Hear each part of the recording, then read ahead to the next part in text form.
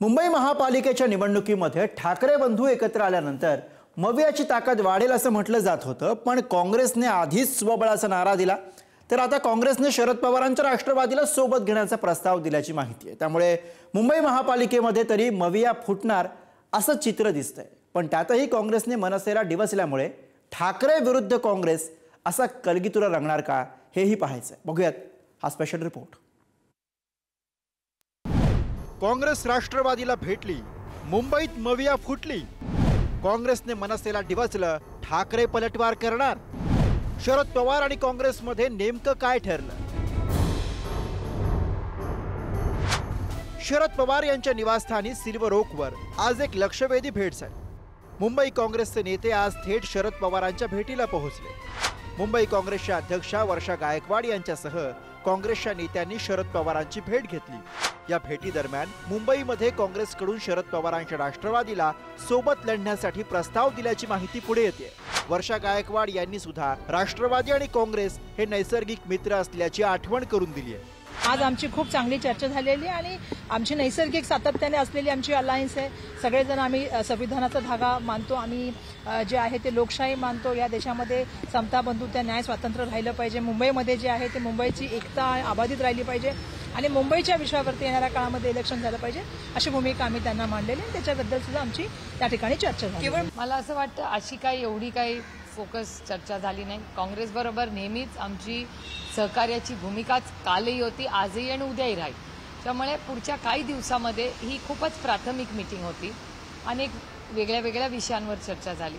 त्यामुळे पुढच्या आठवड्यात पुन्हा एकदा बसायचं ठरवलंय। तर मुंबईत काँग्रेस आणि राष्ट्रवादी एकत्र येण्याच्या शक्यतेवर ठाकरेंच्या शिवसेनेनं सावध प्रतिक्रिया दिली आहे। मला असं वाटतं अजून अशा कोणत्याही गोष्टी सुरू झालेल्या नाही। ज्यावेळेस निवडणुका सुरू होतील दोन्ही पक्षांना कुठं कुठं काय काय या सगळ्या गोष्टी माहिती आहे। त्यामुळे जागा वाटप हा विषय मला असं वाटत नाही प्रायोरिटीचा आहे। एकत्र येऊन लढणं हे सगळ्यात महत्त्वाचं आहे आणि ते होईल।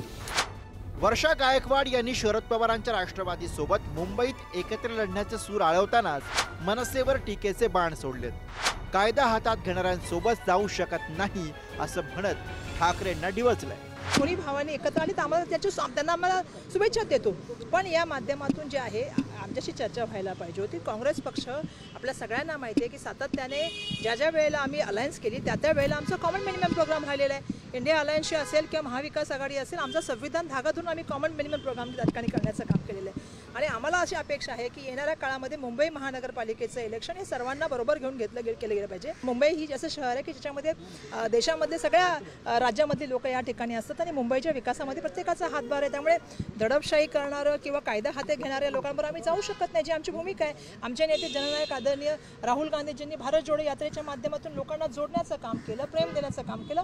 आमची अपेक्षा तीच आहे की मुंबईच्या प्रश्नावरती यावेळी इलेक्शन व्हायला पाहिजे। मुंबईचे इलेक्शन हे प्रांत, धर्म, भाषा, जात या विवादामध्ये न पडता आम्ही हे इलेक्शन मुंबईकरांचा आवाज म्हणून लढणार आहोत। खरं तर वर्षा गायकवाड यांनी मनसेवर ही बोचरी टीका केल्यानंतर तातडीनं मनसेकडनं पलटवार अपेक्षित होता। पण मनसेच्या गोटातूनही महाविकास आघाडीतल्या त्यांच्या सहभागावर किंवा आघाडी अंतर्गत सुरू असलेल्या नव्या समीकरणांवर सावध भूमिका घेतली जाते।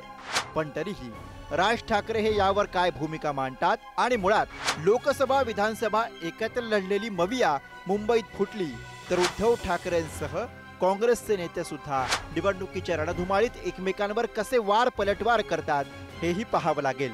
पण तुर्तास तरी सगळेच वेट अँड वॉचच्या भूमिकेत दिसतात। ब्युरो रिपोर्ट, पुढारी न्यूज, मुंबई।